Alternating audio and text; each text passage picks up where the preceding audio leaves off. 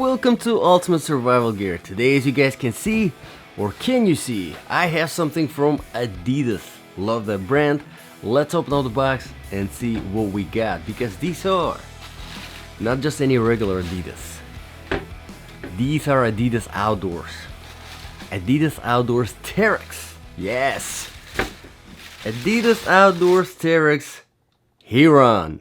Meet CWCP, which stands for climate controlled, waterproof, whatever, bunch of cool stuff. Alright, check these out. Overall, I have to say I am very impressed with these boots. Excellent comfort level, absolutely fantastic outsole, great for the variety of different terrains. Did I mention the comfort level? Yes, I probably did. There's some insulation, which we'll talk about later. There's waterproofing we'll talk about later in the review. But before we begin with all of that, let me remind you that this is not a regular boot review. This review is specifically for my Ultimate Survival boot section. Yes, basically this wasn't just any regular kind of boot, but something bad happened and now you were surviving. You were surviving and you had to run, you had to walk in these for a period of time without taking them off. You had to do some climbing, some fighting, I don't know, whatever you have to do to survive. Would this be good for your survival? And how do we make the judgment? We make the judgment based on 8 different criteria. Let's begin with the criteria number 1, of course, is the comfort level. And in order to test the comfort level of all the boots and shoes that I review on this channel, I do a 3-mile run non-stop, and then I do a 5-mile walk non-stop, and then I continue wearing the shoes for the rest of the day, so that the total wear time is about 8 hours. And like I said in the beginning of the video, absolutely fantastic comfort level. Adidas definitely got this right. Now there are obviously a few factors that contribute to the comfort level. Let's start with the first one, being the weight. And this is size 10. Now like I said, it has waterproofing, it has insulation, so I am expecting this to be a little bit on the heavier side. I would say probably around 19 ounce. Let's see if I'm correct. 18.6, pretty close. Now I have to say, considering that this has waterproofing, that this has insulation, this is very impressive. Very impressive weight. Adidas definitely did a great job. Now in order to give you kind of reference numbers, if you want something lightweight, you're looking for something that is under 20 ounce. If you know, a little bit over 20 ounce, obviously not a big deal, but that's where you get a little bit in that heavier, all right, category. So they got it just under 20 ounce, so pretty good. There's another factor that contributes to the comfort levels, the flexibility of the outsole. And here, as you can see, the outsole is pretty flexible and it creases in the right spots, although I have to say this is not one of those flimsy outsoles, so which is really good, honestly, especially if you're, you know, if you're planning to do your hiking through some, you know, mountain terrain, some light mountaineering. This is going to be pretty good. You're definitely going to appreciate a stiffer outsole. But let's move on to the inner sole now, and I'm gonna try to take it out so I can show it to you, because actually it is really good inner sole. Check this out. Now as you can see, there's a very nice defined heel bed. There's very nice defined arch support. Overall the cushioning is very good. Adidas did a great job with this inner sole.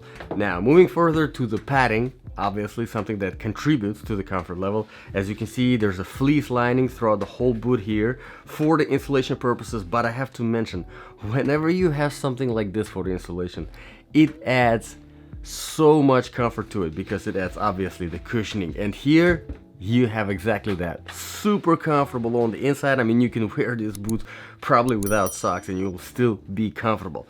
And the fleece lining goes throughout the whole boot, and you have that nice soft cushioning, but at the very front you don't. You don't have that cushioning that is at the very front. So make sure to get the right size, but we will talk about the sizing later. Overall, on the comfort level, Adidas definitely got this right. Okay, let's move on to the criteria number 2 now, proofing and protection. So like I said, there's the rain dry waterproofing. That's Adidas own waterproofing technology, and I want to mention here the gusseting of the tongue. This is one of the things that I think Adidas could have done a little better job. As you can see, the gusseting runs significantly lower than the length of the shaft, and I think that's what Adidas could have done a little bit better, because they could have implemented a little bit higher gusseting for better waterproofing clearance.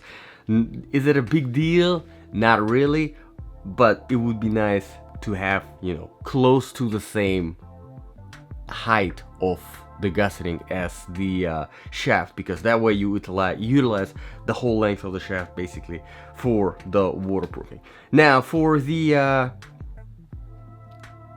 insulation, we have this fleece lining, which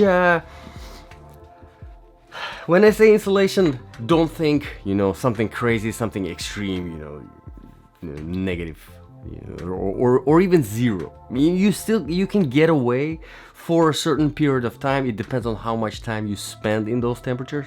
But this, if you want to be comfortable, I would say 20 and above, all right, not lower than 20, and not for extended periods of time. If you want to be like me, because I was testing them in North Carolina in about 30-35 degrees weather, that kind of weather, this is where this boot shines. It's just gonna be perfect. You're gonna be comfortable, not too hot, not too cold, just right. But other than that, let's talk about the protection. As you can see here, there's a little bit of a reinforcement at the very front of the toe box. There's also this design pattern going, which does add a little bit of stiffness to the toe box, which is good. Still, it's a soft toe box, don't drop anything heavy. Or obviously you have some protection in the shaft with all the padding, you have some reinforcement in the heel, and from the outsole you have a very good protection from the outsole, but we will talk about the outsole later. Let's move on to the criteria number 3 now, quality and the design features. Quality wise, I mean, everybody knows Adidas. Adidas is a great brand, and if you check out the reviews in the link in the description below, that's the Amazon link, there's over 150 reviews, almost 5 stars, so people definitely do like these boots. Now whenever it comes to the design features, you guys know usually I talk about the lacing system. I love the lacing system here. It's very nice, thick, round strings, just like I like them, and they definitely did, you know, implemented the fabric hooks in order to save weight. Here, as you can see, very light fabric hooks over here. You do have one close hook and one open hook at the very front, at the very top, just so that you can, you know, great for hiking situations, because I know some people don't like the open hooks at the top, but for hiking situations, if you're going up the hill, down the hill, and if you want to quickly adjust the tension, that's very helpful. Alright, let's move on to the criteria number 4 now, outsole, traction and stability. And you're probably wondering, what does this stealth mean over here? Well, this stealth is basically designed, because this boot is more of kind of like a tactical situation in mind. This outsole is designed not to leave too much markings behind, right? And if you do, so it's not as noticeable as, although honestly, I don't know, the design pattern is, whatever design pattern you make, it's still, you know, it's gonna look like a footprint, okay? But I wanted to mention that, ironically, these are called stealth outsole on flat shiny surfaces, because you guys know I test pretty much on everything I could find, the boots, just dry sand, wet grass, dry grass, rocky road, trail surface, and then flat shiny surfaces. On flat shiny surfaces, it makes a lot of noise. You sound like you're a DJ, you're doing some scratching. Yeah, very loud, so ironically, keep that in mind. But overall, very good outsole. As you can see, very good balance between flatness and aggression, and the quality of rubber is very good as well on surfaces, especially like slippery surfaces like wet grass. You have plenty of aggression to bite into that wet grass to give you a good traction. Alright, so let's move on to the criteria number 5 now, temperature. I already briefly mentioned the temperature. 30-35, you know, your typical winter temperatures,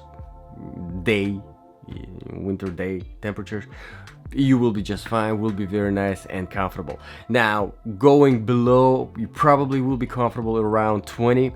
Going under 20, I wouldn't recommend, especially if you're doing something for extended periods of time and you're outside in this boot. Now, for other 3 seasons, obviously spring and fall, you will be, great. It will be comfortable still. I would say we would be comfortable probably up to 55, maybe 60s. Anything above, now you're getting, you're gonna get too hot.